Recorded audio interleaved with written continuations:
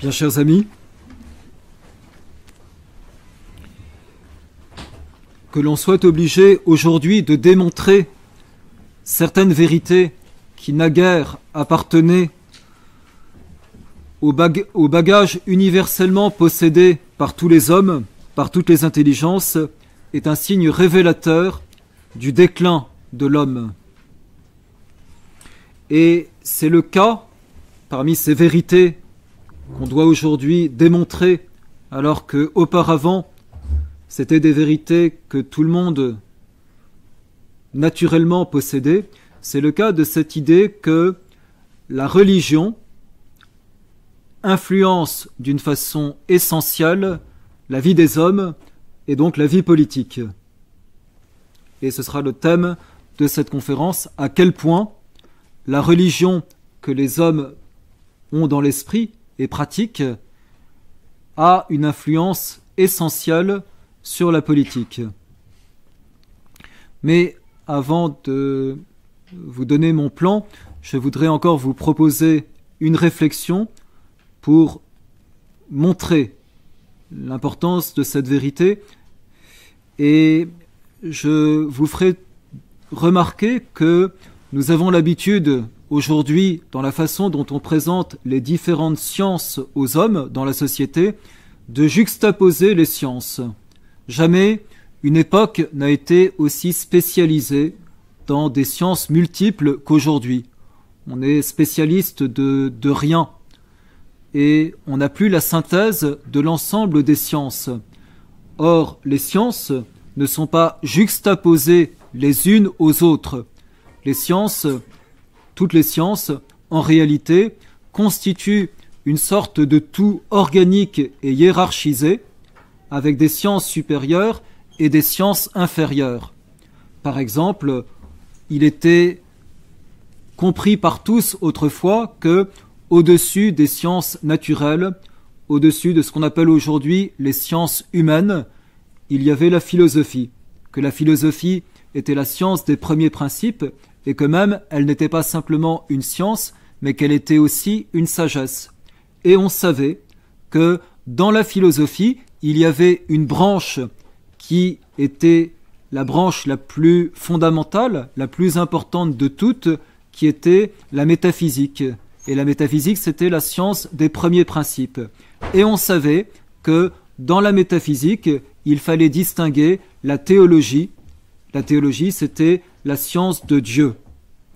La science la plus fondamentale, qui est la science de Dieu, quand on y réfléchit, cela n'a rien d'étonnant.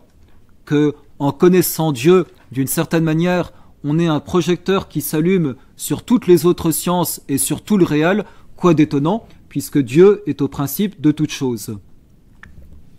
Et allons encore un tout petit peu plus loin, la théologie elle-même se distingue en théologie naturelle et en théologie surnaturelle. Qu'est-ce que la théologie naturelle? C'est toutes les vérités concernant Dieu et les perfections de Dieu que la raison seule est capable d'atteindre. Tandis que la théologie surnaturelle, c'est toute la connaissance que nous avons de Dieu et qui nous vient de la révélation de l'Ancien Testament et du Nouveau Testament, et tout particulièrement de ce que notre Seigneur Jésus-Christ nous a révélé dans l'Évangile. Donc j'en arrive à cette conclusion qui est sous-jacente à tout mon exposé, que la science des sciences, et c'est une véritable science, la science des sciences, c'est la théologie et la théologie surnaturelle. Rien ne peut davantage éclairer tous les aspects du réel que la théologie surnaturelle. Voilà. Et qu'en même temps, eh bien, selon la théologie, selon l'idée de Dieu que les hommes se feront, l'idée de Dieu que les hommes se feront aura une influence prépondérante, essentielle, primordiale sur la vie qui sera la leur. Voilà. Et alors, pour vous montrer, pour illustrer ce principe que je viens de vous donner, et qui est le principe, vous voyez, le fil rouge de mon exposé, eh bien, je vais distinguer trois périodes dans l'histoire de l'humanité, 3 périodes dans l'histoire des hommes. La première période, ce sera le paganisme. La deuxième période, ce sera le christianisme. Et la troisième période, ce sera l'après-christianisme, si l'on peut dire, ou en tout cas l'apostasie. Donc tout d'abord, donc dans mon exposé, le paganisme. Qu'est-ce que l'idée que les hommes se font de Dieu avant que notre Seigneur Jésus-Christ ne vienne sur la terre? Alors, je distinguerai entre 2 parties qui sont géographiquement totalement inégales. Je distinguerai entre le monde païen et puis je mettrai tout à fait à part le peuple juif qui, évidemment, est tout à fait à part puisqu'il va bénéficier dans l'Ancien Testament, à partir d'Abraham, il va bénéficier donc d'une révélation qui lui sera propre. Donc je traiterai, en parlant d'avant notre Seigneur Jésus-Christ, je parlerai du paganisme, mais je parlerai aussi de la question tout à fait singulière du peuple juif. Et je montrerai dans l'un et l'autre cas quel est l'impact de l'idée que les hommes se font de Dieu, tant dans le paganisme que dans le judaïsme pré-christique, avant le Christ, eh bien, l'impact que cela sur la politique, si l'on peut dire, sur la vie des hommes en société. Tout d'abord, eh bien, considérons donc le paganisme. Pour considérer le paganisme, je me fonde en particulier sur un livre qui, je pense, est indépassable dans la façon dont il a analysé la cité antique, et c'est le titre de ce livre, la cité antique, qui a été écrite au XIXe siècle par Monsieur Fustel de Coulanges. C'est un livre, je pense, vous voyez, qui est bien supérieur à ce qu'on appellerait aujourd'hui des thèses de doctorat, parce que l'auteur possède tellement bien son sujet qu'il peut en parler d'une manière où tout est sûr, où rien n'a été laissé au hasard, même s'il y a quelques réserves que j'aurai peut-être le temps de dire après à propos de ce livre. Et Fustel de Coulanges donc démontre dans ce livre qui s'appelle La Cité antique que aussi bien, alors il s'intéresse surtout à la Grèce et à Rome, et il montre que toutes les institutions, jusque dans les fibres les plus profondes de leur être, toutes les institutions de la Grèce comme de Rome ne s'expliquent en réalité que d'une façon religieuse, que par la religion qui finalement déteignait directement sur la politique. Je le cite et il dit, vous voyez, que même pour bien comprendre les institutions de la Grèce ou de Rome, il faut remonter à ce qu'il y a de plus ancien dans la religion de ces peuples. Je le cite.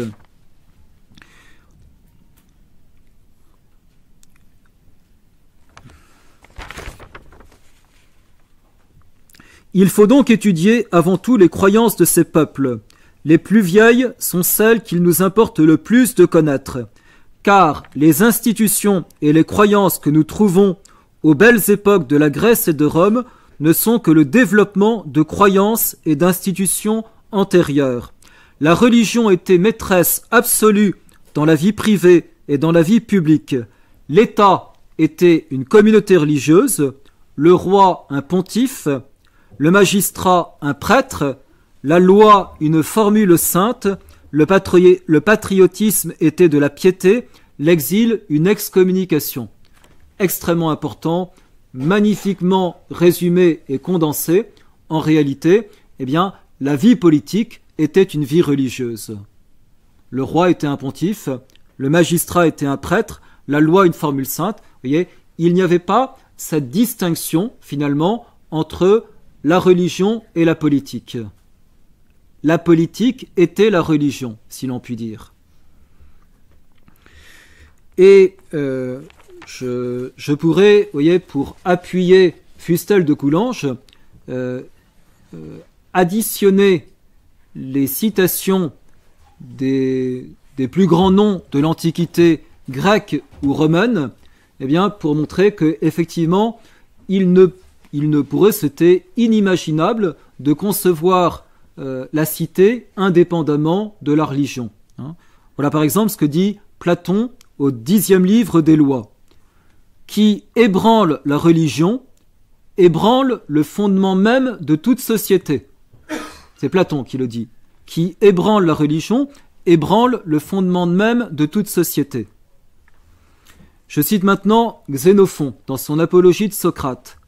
Les cités et les nations les plus pieuses furent toujours les plus sages, et celles qui eurent une plus longue durée. Plutarque, dans son Contra Colotes, il est plus facile de bâtir une ville dans les airs que de constituer une société sans la croyance aux dieux. Et je cite cette petite anecdote concernant Jules César. Jules César qui, dans sa jeunesse, s'était permis un jour, en plein Sénat, d'attaquer la croyance à l'existence des dieux. Et il vit se lever devant lui Caton et Cicéron, qui reprochèrent vertement au jeune orateur sa témérité en l'accusant d'avoir proféré des paroles funestes contre la République.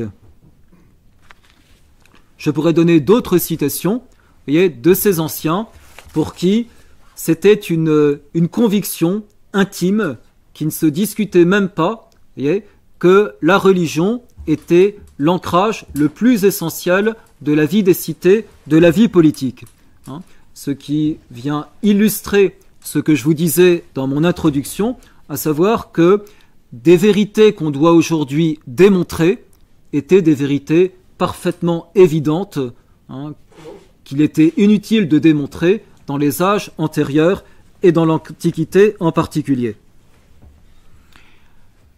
Alors, chers amis, nous nous disons peut-être en nous-mêmes, et nous n'avons pas tort de nous le dire, ces anciens sont estimables. Ces anciens sont estimables parce qu'ils avaient le sens de Dieu, parce qu'ils avaient le sens de la religion. Oui et non. Oui et non, ils avaient le sens de la religion. Non, parce que ça n'est pas suffisant d'avoir le sens de la religion. Il faut essayer, Dieu nous le demande, de nous approcher au plus près par la raison, si on n'a que l'instrument de la raison à notre disposition, et par la foi, si en plus de la raison, on a l'instrument de la foi à notre disposition, de s'approcher de la vérité de ce qu'est Dieu et de qui est Dieu. Or, tous les peuples de l'Antiquité, sauf le peuple juif, sont des peuples polythéistes. Et le polythéisme est évidemment une dégradation très profonde de Dieu, puisque Dieu, par la raison uniquement, ainsi qu'on le voit démontré par Aristote, puisque Dieu, l'unicité de Dieu, est démontrable par la raison. Donc le polythéisme est une corruption de l'idée divine. Et là, donc, que faut-il dire à ce moment de cet exposé sur la religion antique de Rome et d'Athènes? Il faut citer la Sainte Écriture, tant dans l'Ancien Testament que dans le Nouveau Testament. Dans l'Ancien Testament, au psaume 115, verset 5, la Sainte Écriture nous dit « Tous les dieux des nations sont des démons ». C'est révélé. Je dirais donc, je m'adresse à des catholiques. Tous les dieux des nations sont des démons, c'est révélé. Et c'est dans l'Ancien Testament, et c'est confirmé dans le Nouveau Testament, par exemple dans la première épître aux Corinthiens, chapitre 10, verset 20, ce que les païens immolent, ils l'immolent aux démons. Je cite le commentaire que fait Philion de la première épître aux Corinthiens. Derrière se cachent les démons, et c'est à ces esprits mauvais que s'adresse en fin de compte le culte idolâtrique. Je dirais donc, oui, je respecte nos anciens parce qu'ils avaient le sens de Dieu au point qu'ils disaient qu'une cité ne peut pas exister s'il n'y a pas la religion qui en est la racine. Je les respecte pour cela, et je me dois immédiatement de dénoncer la religion que cependant ils pratiquaient, parce que cette religion était une religion à des faux dieux, et que le vrai nom des faux dieux, nous dit la Sainte Écriture, c'est le nom de démon.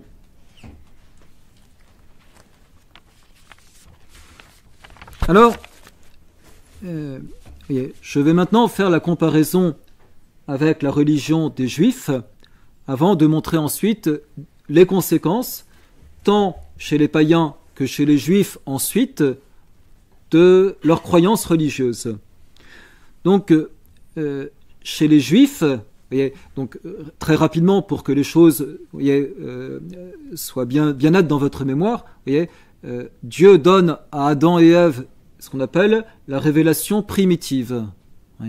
Donc Adam et Ève, avant la chute, connaissent sur Dieu, ont une très grande connaissance qui leur est donnée de Dieu. Vient la chute et la religion primitive qui évidemment comporte le monothéisme, mais qui comporte beaucoup d'autres choses, à cause du péché original, va se détériorer.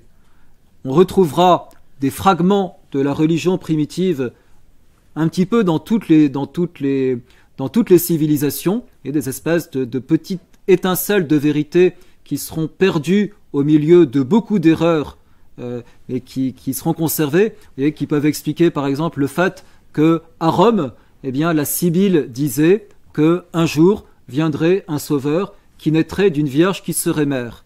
Étincelle de vérité qui vient du proto-évangile dans la Genèse, et qu'on retrouve sous certaines formes, ou bien une certaine idée, mais très dégradée, de Trinité qu'on trouve dans différentes civilisations païennes. Et on pourrait donner beaucoup d'autres exemples. Mais la religion primitive, la révélation primitive, se dégrade après le péché original. Mais chez les Juifs, Dieu va se manifester d'une façon particulière, à peu près 17 à 18 siècles avant Jésus-Christ, à Abraham. Dieu tire Abraham de Chaldée et Dieu va se révéler dans son unicité à Abraham d'une façon particulière. Et Abraham, va être le peuple, va être le père des croyants, va être le père de cette race juive qui va garder, avec bien des bévues, il est vrai, avec bien des impairs, mais qui va garder le monothéisme comme étant vraiment le don que Dieu lui a fait. Et c'est impressionnant de voir chez ces peuples de l'Antiquité que vous avez ce petit peuple de rien du tout sur un territoire tout petit qui garde le monothéisme, alors que tous les peuples d'alentour, partout, sont tous polythéistes. On cite, paraît-il, mais je ne l'ai pas vérifié par moi-même, je vous le dis, on cite, paraît-il, que l'un ou l'autre peuple était monothéiste, en particulier en Afrique, les Pygmées. Mais je dirais c'est à vérifier, c'est une chose que j'ai entendu dire. Enfin, on peut dire qu'en tout cas, dans l'immense majorité de tous les peuples, de toutes les civilisations, c'est le polythéisme qui partout est présent. Tandis que, chez les Juifs, c'est le monothéisme, et on peut dire que bien plus encore, je vais vous montrer pourquoi, que chez les païens, la vie politique du pays est entièrement religieuse. Toutes les institutions, toutes les orientations politiques, en fait, sont révélées par Dieu. C'est Dieu qui donne la vie politique du pays, et c'est prodigieusement intéressant de voir comment le bon Dieu, dans sa révélation, dit les choses aux Juifs. Il y aurait énormément de choses à tirer. Comment Dieu, par exemple, on aurait besoin de faire lire ça, je pense, à Bill Gates et à bien d'autres, comment Dieu empêche, par des lois qui sont très précises, comment Dieu empêche qu'il y ait des gens qui s'enrichissent aux dépens des autres. Je dis ça au hasard, bien sûr. Voilà. Et donc, dans cette vie politique chez les Juifs, c'est tellement Dieu qui dirige que jusqu'à Samuel, jusqu'au prêtre Samuel, seul parmi tous les peuples, Israël n'a même pas de roi. Ce sont des juges qui se succèdent, c'est le livre des juges dans l'Ancien Testament, et c'est Yahvé qui entend, au moins momentanément, être le roi unique et immédiat de son peuple. C'est pourquoi Samuel va considérer comme une grave indélicatesse à l'égard de Dieu que le peuple demande un roi. C'était, je cite un Lusso-Colomb, qui est un manuel excellent de la Sainte Écriture, c'était vouloir substituer à la royauté divine estimée incompétente une royauté humaine jugée plus avantageuse.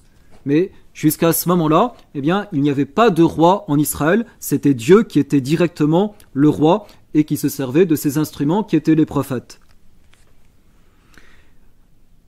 Et après, quand Dieu va donner comme roi à Israël d'abord Saul et puis ensuite David, quand il institue la monarchie, eh bien, dans l'optique divine, les rois de Juda, après le schisme des 10 tribus, eh bien, sont vraiment les lieutenants de Dieu sur terre, et toute la législation du pays reste inspirée par Dieu. Et c'est comme ça que ça fonctionne, et je dirais malgré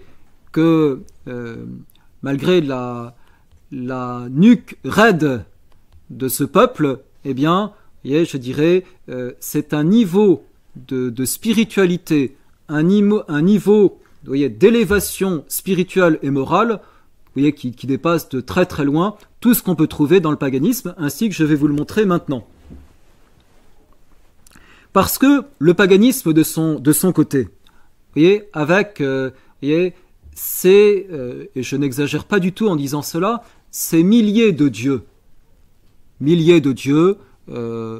rien que chez les Romains, tout est divinisé, jusqu'aux empereurs qui seront divinisés, et il en va de même en Grèce, et il en va de même en Égypte, et il en va de même partout, au point que, ainsi que le dit Donoso Cortés, la marge est infime entre le polythéisme et le panthéisme, parce que d'une certaine manière, tout est divinisé, tout est Dieu.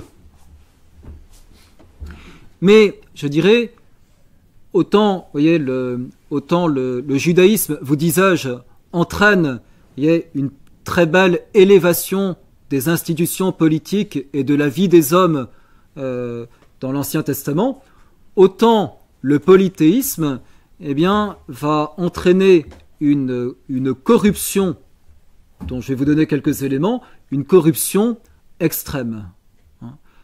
Et je dirais quoi d'étonnant si nous avons conscience que les faux dieux sont des faux dieux et que les faux dieux sont des démons.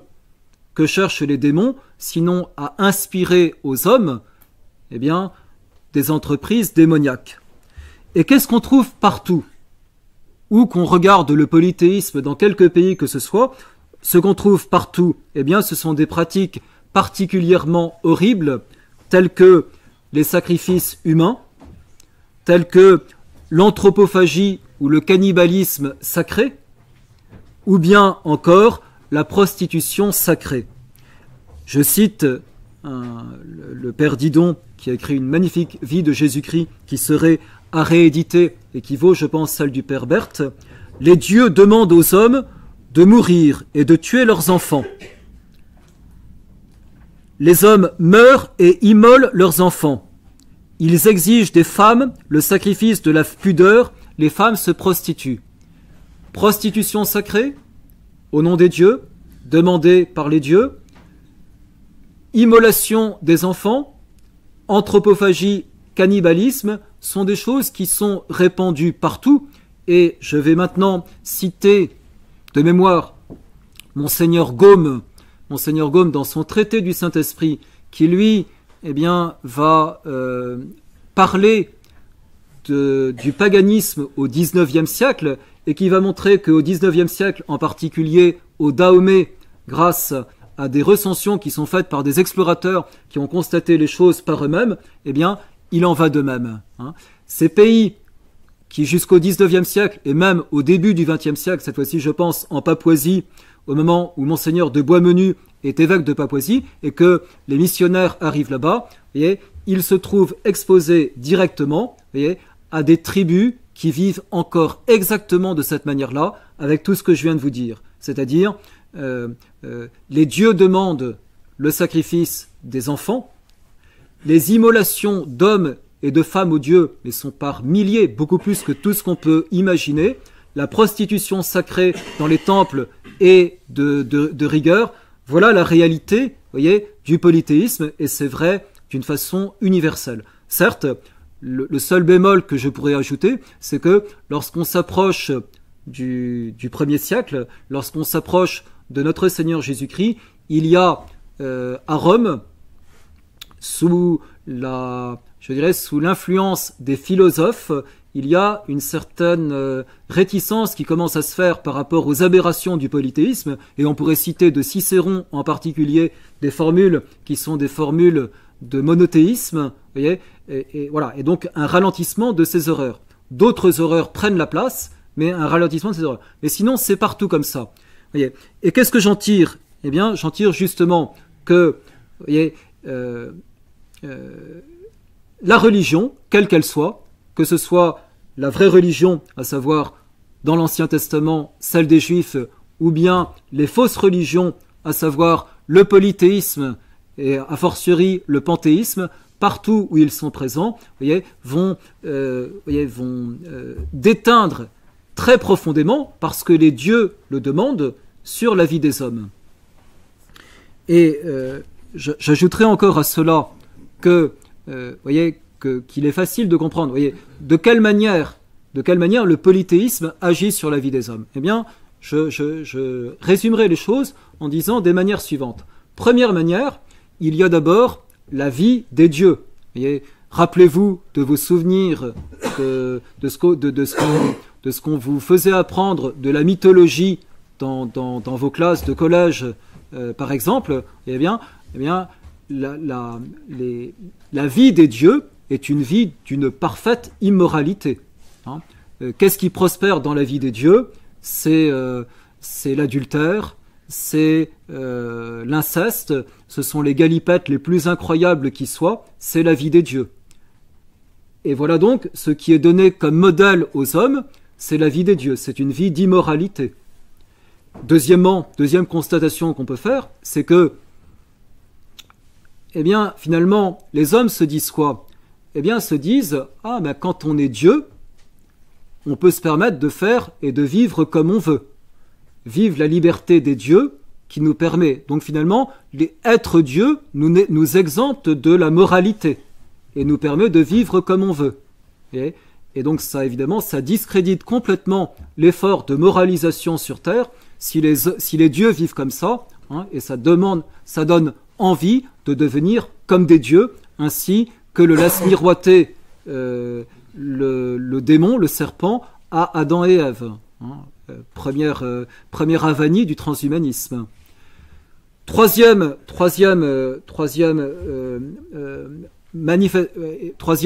raison de l'influence de ce polythéisme sur les hommes, eh bien, c'est que la réalité, vous voyez, je pourrais longtemps parler aussi sur ce sujet, la réalité, c'est que les hommes, comme nous cherchons à le faire, c'est naturel à l'homme, cherchent à rentrer en relation avec leur faux Dieu. Et vous avez des tas de procédés qui existent, incantatoires, divinatoires, pour pouvoir rentrer en relation avec les dieux. Et, voilà, vous avez des pythonesses, vous avez toutes sortes de personnes, vous voyez, qui prétendent lire et être en relation avec les dieux. Mais ces dieux sont des démons.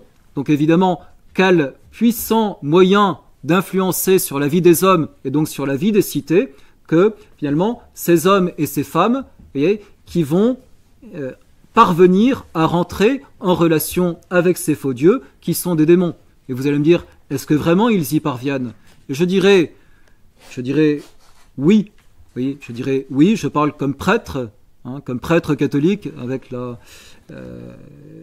petit peu ce que j'ai eu l'occasion de voir comme prêtre catholique. Oui, il est réellement possible aujourd'hui plus que jamais que des hommes, qui veulent vraiment rentrer en relation avec les démons, arrivent à entrer en relation avec les démons. Ça leur coûtera très cher dès cette terre, parce que les démons sont méchants, et qui, ensuite, vont répandre le poison des pouvoirs qu'ils ont pu obtenir des démons et des idées qu'ils ont pu obtenir des démons autour d'eux. C'est une réalité, et je dirais, je plains ceux qui sont suffisamment naïfs, je dirais, pour ne pas croire à cela. Oui, c'est vrai.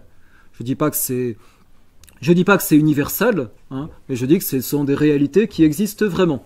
Or, cela était pratiqué aussi à grande échelle dans le polythéisme.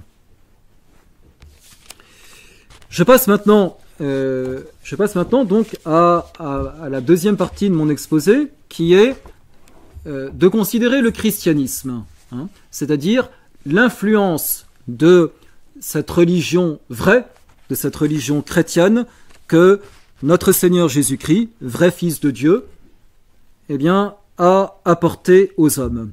Et je distinguerai dans cette deuxième partie deux sous-parties. La première sous-partie historique encore. La première partie, ce sera jusqu'au XIIIe siècle, et la deuxième partie, ce sera à partir de la fin du XIIIe siècle. Voyez, chers amis, Satan sait bien dans l'ancien, Satan sait bien au moment du polythéisme que les sociétés païennes de l'Antiquité sont menacées. Pourquoi il le sait? Parce que Dieu, devant lui, à Adam et Ève, a annoncé que, à un moment donné, viendrait une femme de laquelle naîtrait un enfant et qui écrasera la tête du démon. Je cite Saint Léon le Grand dans son deuxième sermon sur la nativité. Dieu déclara au serpent que de la femme naîtrait quelqu'un d'assez fort pour écraser sa tête pleine d'orgueil et de malice. Il annonçait par là que le Christ viendrait en notre chair, à la fois Dieu et homme, et que, né d'une vierge, sa naissance condamnerait celui par qui la source humaine avait été souillée. Le démon le sait. Il sait que son empire sur le monde aura une fin, que cette fin sera quand cette femme, la très sainte Vierge Marie, viendra sur la terre. Et Satan, évidemment, n'est pas tranquille. Et Satan est à l'affût de l'avènement du Messie. À travers les générations des hommes, cherchant à tenter chacun, il s'aperçoit que voulant tenter Marie, il ne parvient pas à faire tomber Marie. Il a repéré l'innocence de Marie, a fortiori, il repère celle de son fils, et il redoute ce dernier. Je cite Monseigneur de Lassus dans la Conjuration antichrétienne, « Jamais son attention n'avait été éveillée sur aucun homme comme celui-ci. Jamais personne ne lui avait paru devoir jouer dans le monde un aussi grand rôle. Il le voit entrer dans la carrière et commencer une œuvre qui, sans doute, et vu l'extraordinaire virtualité du personnage, aura sur le cours du monde, sur la direction du genre humain, une influence qui ne peut être estimée. » Et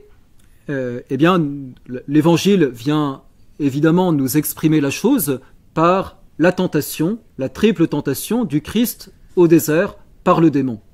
Le démon va d'une façon particulière chercher à tenter et à faire tomber cet homme comme il n'en a jamais vu. Et dans cette espèce de duel extraordinaire que je n'ai pas le temps de détailler, de la tentation de notre Seigneur au désert. Et à la fin, vous savez, comme notre Seigneur est victorieux de cette triple tentation, et que nous dit Saint Luc, chapitre 4, verset 13, il nous dit « Ayant ainsi épuisé toute tentation, le diable s'écarta de lui pour un temps. » Et, pour un temps, et qui va nous amener à quoi? Qui va nous amener à la fin, si l'on peut dire, de la carrière de notre Seigneur Jésus-Christ sur la terre, c'est le duel décisif qui se joue lors de la Passion. Et le Victime Pascali Laudes emploie ce mot extraordinaire de duel pour exprimer ce qui s'est passé pendant la Passion. Mors et vita duello conflixere mirando. La mort et la vie se sont livrés sur le calvaire, un combat auquel les anges assistaient pleins d'admiration. Dans ce combat, l'auteur de la vie meurt, mais dans sa mort, il est vivant, et par sa mort, il règne. Et la grande faute du démon, en voulant faire mettre notre Seigneur Jésus-Christ à mort sur la croix, a consisté à penser que la mort serait la défaite du Christ. Il n'a pas pensé que la stratégie divine est complètement opposée à la stratégie humaine, et que si la mort est une défaite pour l'homme, eh bien la mort n'est pas une défaite pour Dieu. Voilà. Donc duel décisif, l'affrontement entre Jésus et Satan amène une victoire apparente de Satan. En effet, en réalité, notre Seigneur Jésus-Christ est vainqueur et ruine l'empire du démon. Comment ruine-t-il l'ouverture des démons? Détaillons un petit peu la chose, ça en vaut la peine. Premièrement, par l'ouverture des portes du ciel, le ciel fermé et ouvert par la mort de notre Seigneur Jésus-Christ et par sa résurrection. Deuxièmement, deuxième aspect de cette victoire, la libération des âmes des justes qui demeuraient dans les limbes, captives, jusqu'à la mort de notre Seigneur Jésus-Christ. Notre Seigneur vient les visiter et ressort avec eux, entouré de ce trophée de sa victoire. Troisièmement, par l'instauration du royaume des cieux sur la terre, avec l'institution de l'Église. Quatrièmement, par le don surabondant de la grâce et des hommes pour se sanctifier et pour se sauver. Victoire de notre Seigneur Jésus-Christ. Et ainsi que notre Seigneur l'annonce au jour des rameaux, c'est maintenant le jugement de ce monde, c'est maintenant que le prince de ce monde va être jeté dehors. Voyez ? Donc c'est là, vous voyez, c'est bien la réalité que je vous disais. Le démon sait que son règne est menacé sur la terre. Voilà que vient le Fils de Dieu sur la terre, et le Fils de Dieu, le jour des rameaux, 5 jours avant de mourir sur la croix, nous le révèle. C'est maintenant, dans 5 jours, que le prince de ce monde va être jeté dehors. L'ère chrétienne commence. La plus belle ère qu'on puisse imaginer, ère inaugurée, mes chers amis, pesons les mots et adorons la réalité par la venue de Dieu sur la terre. Dieu est venu parmi nous. Dieu s'est incarné. Extraordinaire. Qui aurait jamais pu dire que Dieu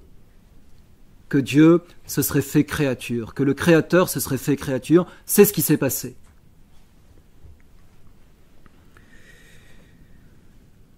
Voilà. Et simplement, à partir du moment où Dieu est venu sur la terre, nous comprenons parfaitement ce que dit le vieillard Siméon à la très sainte Vierge Marie et à Saint Joseph.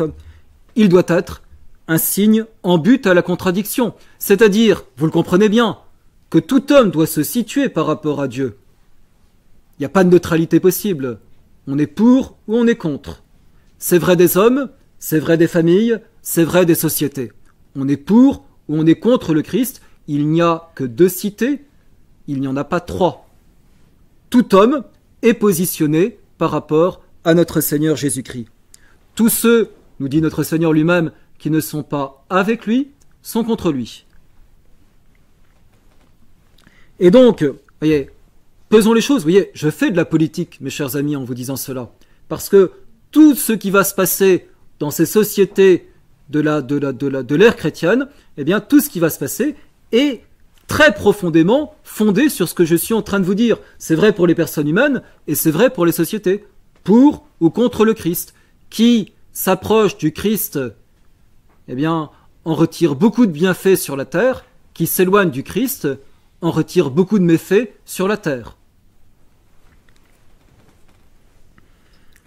Donc, retenez cet effet qui est peut-être l'un des plus importants de l'histoire du monde à partir de l'an 33, c'est cette nécessité pour tout le monde de prendre position à propos de notre Seigneur Jésus-Christ. Et il va d'abord nous falloir signaler le sort d'Israël à partir de ce moment-là. Nous sommes en l'an 33, Israël est entraîné par ses grands prêtres, par le Sanhédrin, au rejet et à la mise à mort du Fils de Dieu. C'est ce qu'on appelle un déicide. Il n'y en a qu'un seul exemple dans l'histoire de l'humanité, le déicide. D'élu, ce peuple devient déchu, par là même. Il revendique que le sang de notre Seigneur Jésus-Christ retombe sur lui et sur ses enfants.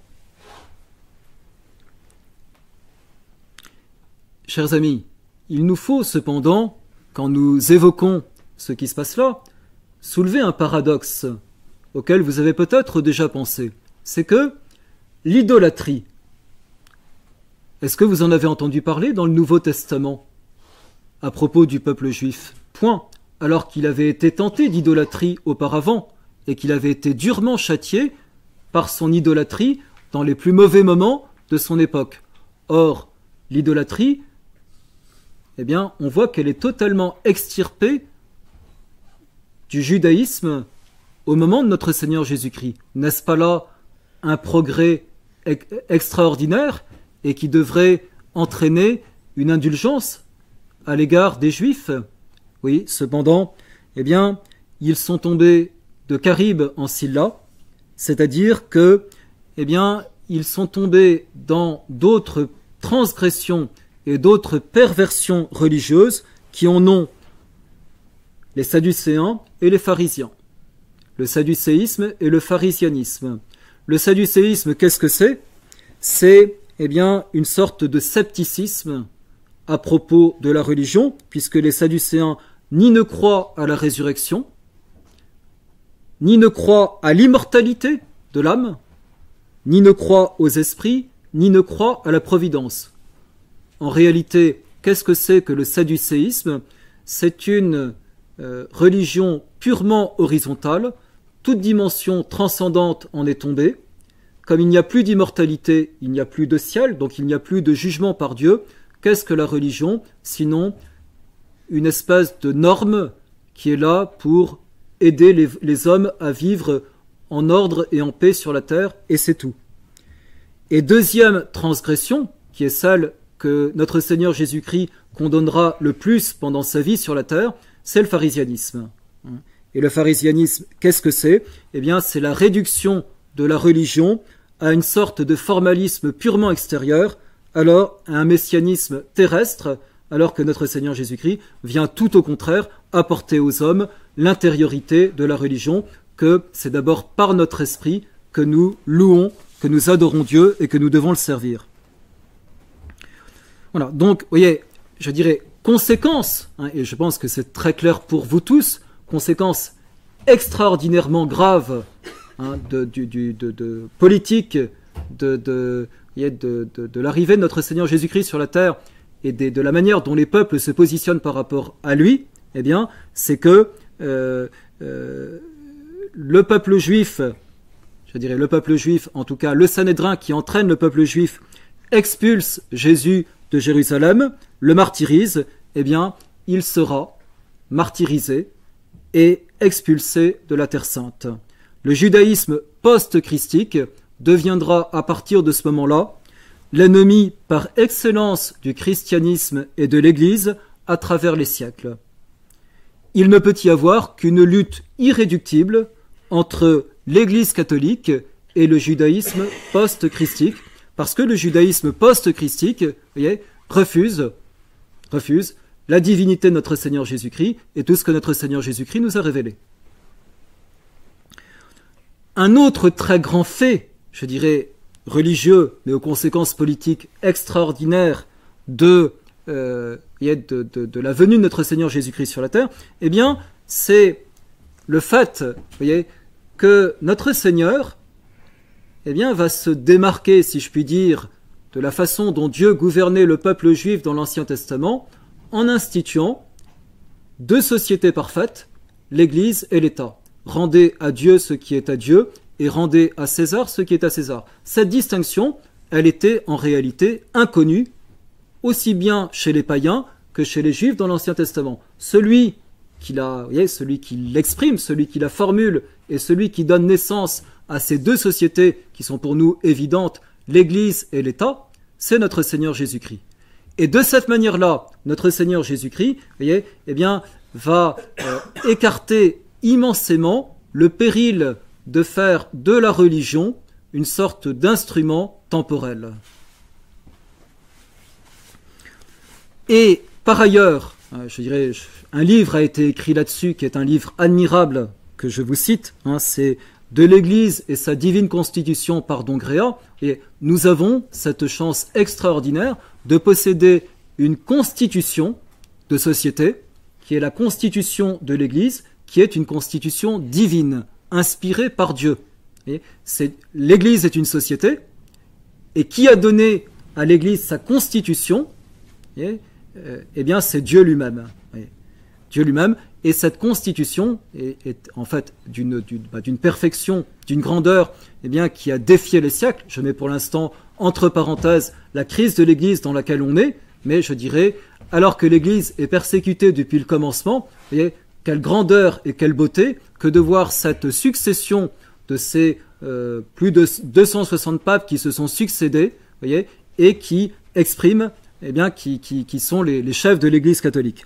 Je voudrais juste vous dire, pour ça, le livre de Dongréa, je ne peux pas le résumer, mais Dongréa montre à quel point l'Église, dans sa constitution divine, est en fait, vous voyez, le reflet le plus parfait qui existe du dogme trinitaire.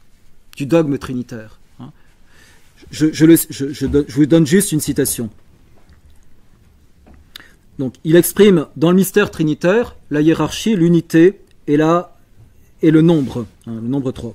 Et voilà ce qu'il dit. Unité si parfaite que le nombre y est un mystère. Donc là, pour l'instant, il parle de la Trinité.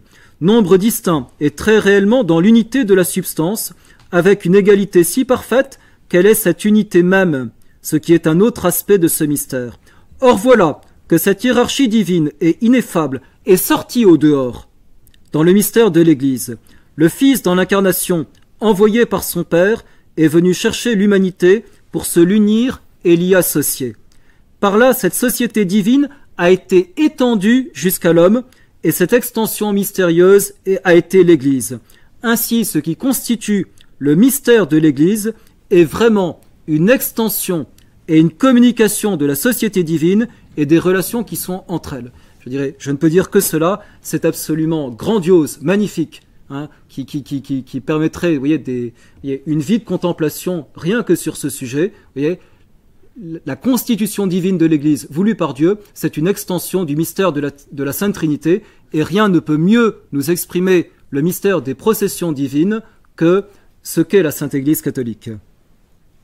Mais je suis obligé de passer. Simplement, ce que je suis en train de vous dire ici, mes chers amis, c'est que, vous voyez, autant dans le paganisme, eh bien, malheureusement, les faux dieux inspiraient des choses épouvantables, autant dans le christianisme, eh bien, les choses de Dieu, qui sont les choses vraies, inspirent des choses absolument magnifiques et sublimes, et vont permettre, au cours de ces 13 premiers siècles du christianisme, d'élever petit à petit la civilisation, la politique et les hommes à un niveau, vous voyez, qui ensuite retombera à une apogée qui est merveilleuse et qui est celle des 12 et 13e siècles en Europe. Grâce à l'Église, non seulement les hommes, mais les sociétés naturelles, voulues dans l'ordre divin, comme les familles, comme les patries, vont elles aussi prendre leurs formes les plus belles, les plus parfaites, celles que Dieu veut, ou retrouver leurs formes qui seront les plus pures et les meilleurs reflets de la famille et de la société divine.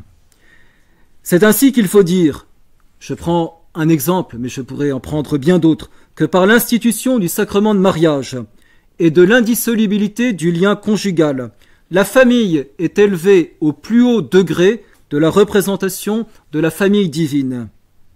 Que pareillement, les patries chrétiennes sont les plus beaux vestiges de la patrie éternelle, et que les sociétés christianisées sont les plus belles images de la société du ciel.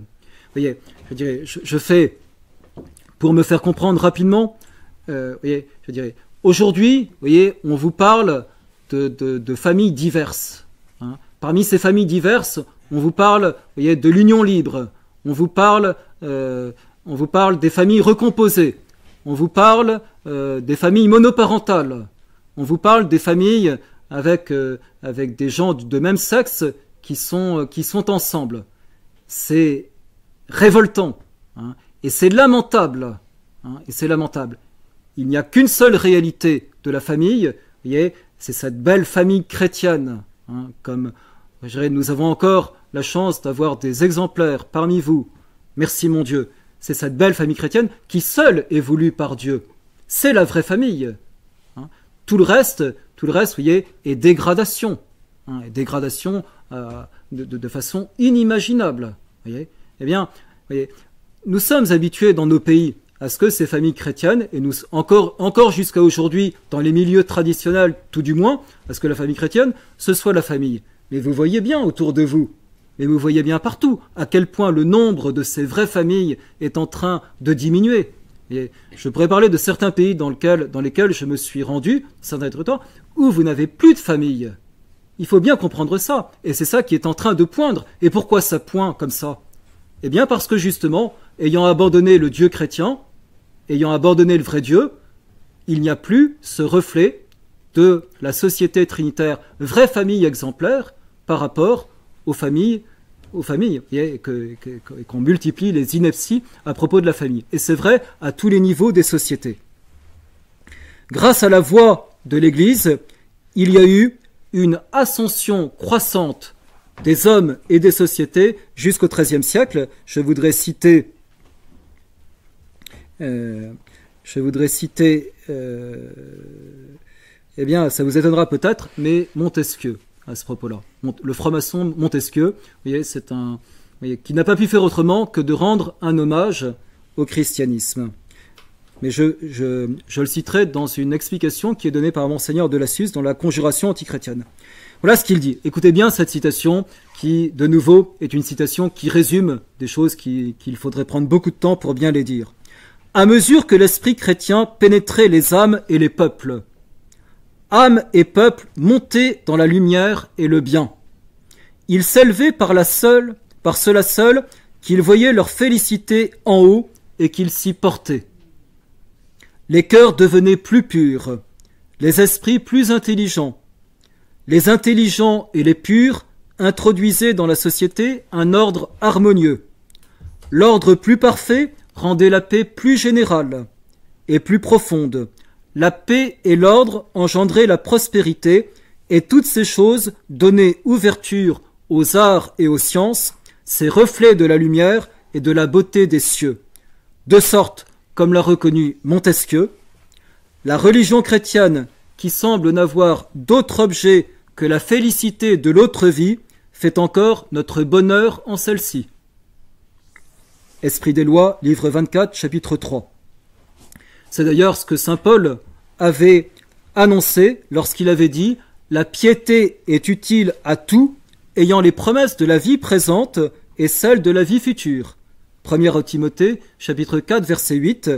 Et notre Seigneur lui-même n'a-t-il pas dit « Cherchez d'abord le royaume de Dieu et sa justice, et le reste vous sera donné par surcroît. » Allez vers Dieu de tout votre cœur, allez vers Dieu de toute votre âme, et vous aurez non seulement la vie éternelle, mais le centuple ici-bas. Réalisation magnifique du siècle de Saint-Louis, du XIIIe siècle, où nous voyons notre saint roi partir 2 fois en croisade, abandonner son royaume. Et est-ce que cela engendre des troubles et des désordres comme cela aurait été possible en France avec une si longue absence du roi? Pas du tout. Jamais le peuple français n'a été aussi longtemps et aussi profondément dans la paix que pendant le siècle de Saint-Louis. XIIIe siècle, siècle de Saint-Dominique, il faut le dire ici, siècle de Saint-François d'Assise, je n'ai pas le droit de ne pas le dire, siècle de Saint-Louis, siècle de Sainte Élisabeth de Hongrie, siècle où les papes sont vraiment les chefs de ce qu'on appelle la République chrétienne, c'est-à-dire qu'ils jugent, et il faut voir la qualité des jugements qui sont portés, les différends qui peuvent exister entre les princes et les rois chrétiens pour mettre de l'ordre. Nous n'avons pas besoin de l'ONU, nous n'avons pas besoin de la trilatérale, nous n'avons pas besoin du mondialisme. Nous avions, eh bien, ces papes, vrais chefs de la République chrétienne, qui mettaient de l'ordre entre les princes chrétiens.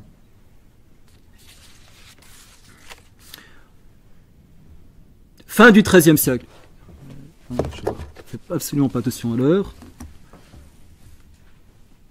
Mais je commence... 55 minutes. Oh là là. Ça va être dur, hein.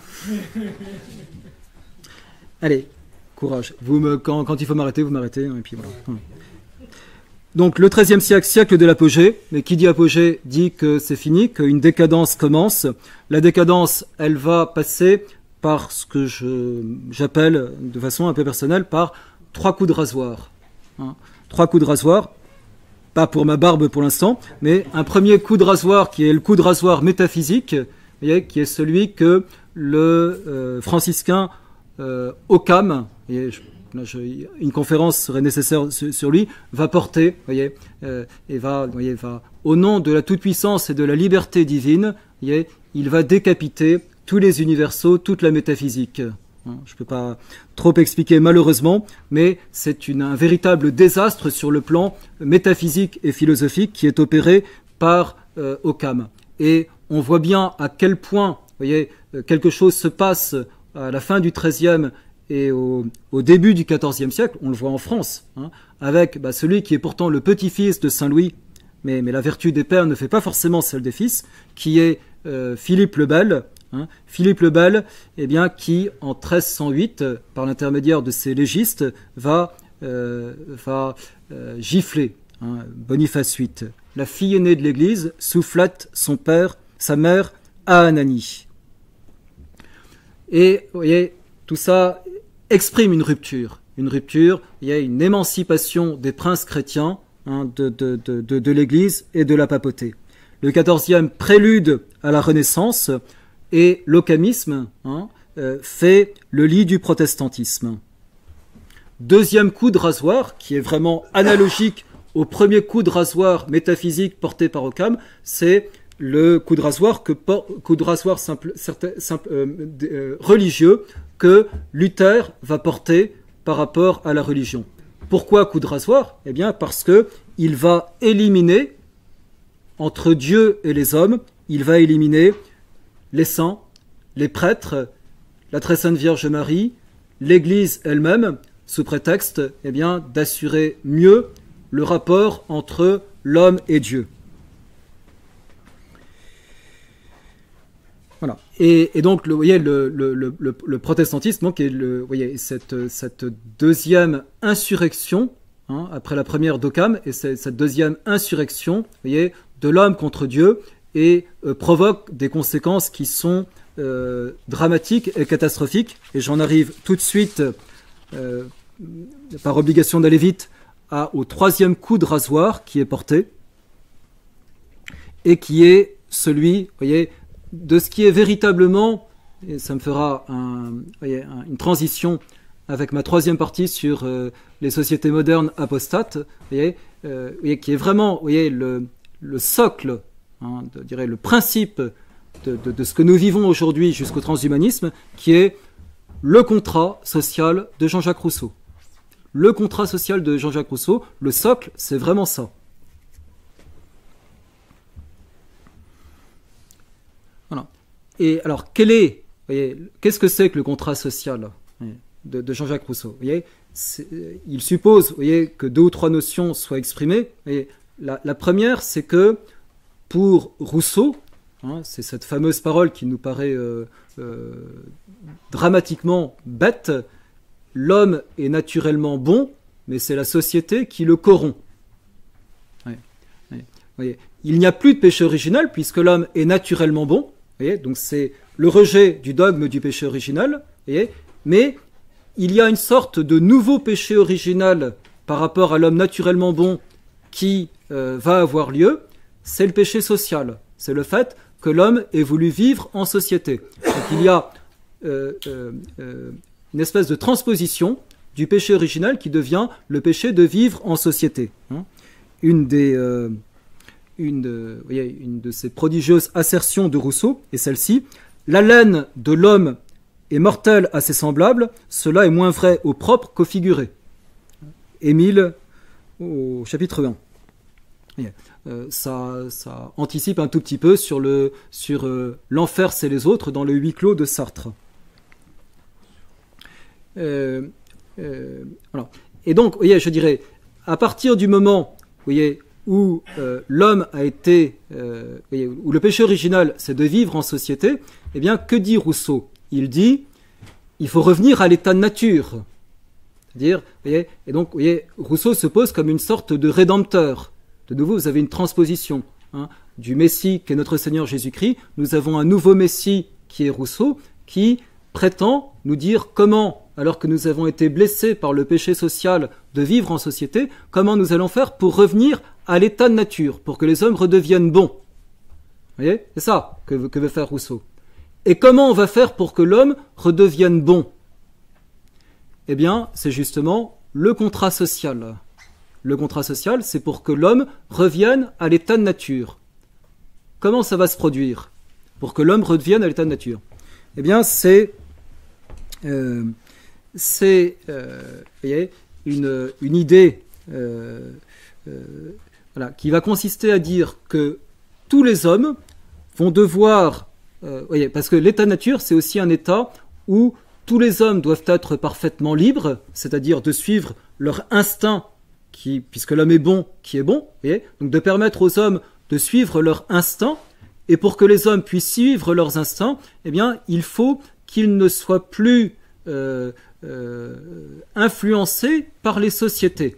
Donc il faut que l'homme soit le plus seul possible, que les sociétés qu'on appelle, nous, les sociétés naturelles, comme la famille, etc., disparaissent le plus profondément possible pour que l'homme soit vraiment seul.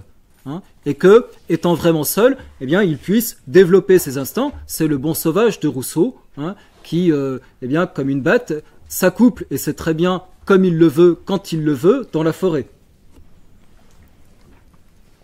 Et voilà, donc c'est cette idée-là. Voilà. Et alors, comment ça va être possible? Eh bien, par cette espèce d'extravagance que dit Rousseau, tous les hommes doivent accepter de remettre tous leurs droits, tout ce qu'ils considèrent être comme leurs droits, à l'État. L'État, voyez. Et l'État, eh bien, ça permettra, voyez, de ne pas subir pour Rousseau l'humiliation d'être soumis à une autorité, parce que l'État, c'est personne. Et l'État, donc, en réalité, qu'est-ce que c'est? Eh bien, c'est la souveraineté populaire, puisque, finalement, c'est tous les hommes qui, délibérément, ont accepté de remettre, volontairement tous leurs droits à l'État, et donc c'est un acte volontaire, donc les hommes l'ont choisi, donc ils remettent tous leurs droits à l'État, ils commandent par le suffrage universel, c'est-à-dire par la volonté populaire, par la souveraineté populaire qui remplace la souveraineté de Dieu, et il ne faut plus qu'il n'y ait en face de l'État que des individus qui sont vraiment seuls, sans plus aucune société pour... parce que ces sociétés seraient néfastes pour lui. Donc il faut supprimer les patries, il faut supprimer les corporations, il faut supprimer les familles, et de telle manière qu'on ne s'étonne pas que Rousseau ou ses héritiers disent par exemple que les enfants appartiennent à l'État. Ben oui, les enfants appartiennent à l'État, parce que si les enfants continuent d'appartenir à leur famille, les enfants vont être déformés par leur famille. Donc il faut que les enfants appartiennent à l'État. Mais c'est ce que disaient les révolutionnaires, et c'est ce qu'on entend absolument aujourd'hui encore. Et ça me permet de sauter les étapes. Je dirais, qu'est-ce que nous vivons aujourd'hui? Mais c'est ce que je suis en train de vous décrire. Le contrat social, le déboisement de toutes les institutions entre le mondialisme, cette espèce de gouvernement mondial, et puis les hommes qui sont des espèces de vers nus en face du mondialisme et qui n'ont plus aucune possibilité de s'associer entre eux, ni par des institutions naturelles, ni par des associations volontaires, c'est vraiment ça qui se produit. Oui, et de cette manière-là, nous dit Rousseau, les hommes seront vraiment libres. libres comme des esclaves, si vous voulez. Ouais. Ouais. C'est, voyez, c'est vraiment ça. Et, voyez, et donc, effectivement, rappelez-vous ce que l'inénarrable Vincent Peillon, ministre de l'Éducation nationale en France, disait, mais il leur disait, les enfants appartiennent à l'État. C'est le même refrain qu'on retrouve jusqu'à aujourd'hui. Et, chers amis, je conclus, il faut vraiment, voyez, que nous ayons ça à l'esprit. Nous vivons sur le contrat social, nous vivons sur l'idée du contrat social, voyez, qui simplement, voyez, paraissait tellement extravagante et absurde qu'on se disait jamais on y arrivera, mais c'est vraiment ça qui s'est produit. Nous sommes de plus en plus des vers de terre, hein, qui sont nus, hein, et qui n'ont plus rien reçu par rapport à cet État totalitaire et despotique, mondialiste, voyez, qui détruit les patries, hein, qui détruit les familles, hein, qui, au nom de la liberté, bien sûr, hein, qui détruit toutes les institutions qui existaient, les communes, voilà, qu'il n'y ait plus que, voyez, les hommes seuls face à l'État, et des hommes, voyez, qui n'auront rien reçu, voyez, des prolétaires au sens étymologique de ce terme. C'est ça que nous vivons. Mais alors, hein, je termine, mais d'où ça vient? C'est quoi cet État? C'est quoi cet État de Jean-Jacques Rousseau? C'est un Dieu immanent. Hein, c'est un Dieu immanent, vous voyez, puisque c'est le fruit de la souveraineté populaire. Hein, on n'est plus dans la souveraineté divine. Hein, toute autorité ne vient plus de Dieu, toute autorité vient du peuple. Hein, c'est le peuple, le roi. C'est donc une immanence. C'est un Dieu immanent qu'on nous fabrique.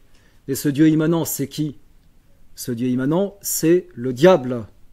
Et vous allez me dire, mais le diable, notre Seigneur Jésus-Christ l'a chassé de ce monde. Il l'a vaincu. Comment est-il revenu en force comme il est revenu? Mystère d'iniquité. Notre Seigneur Jésus-Christ est le vainqueur, notre Seigneur Jésus-Christ est victorieux, mais notre Seigneur Jésus-Christ laisse et nous donne, je pense, comme image pour comprendre ce qui se passe actuellement, eh bien, cette tolérance, au sens vrai de ce mot, qu'il a permise dans l'Ancien Testament avec Job. Job est tenté par le diable jusqu'à un dépouillement absolument extraordinaire de lui-même, et qui va permettre à Job de montrer sa fidélité. Mais Dieu, en un claquement de doigts, si je puis me permettre, retourne la situation. De la même manière, notre Seigneur Jésus-Christ est victorieux.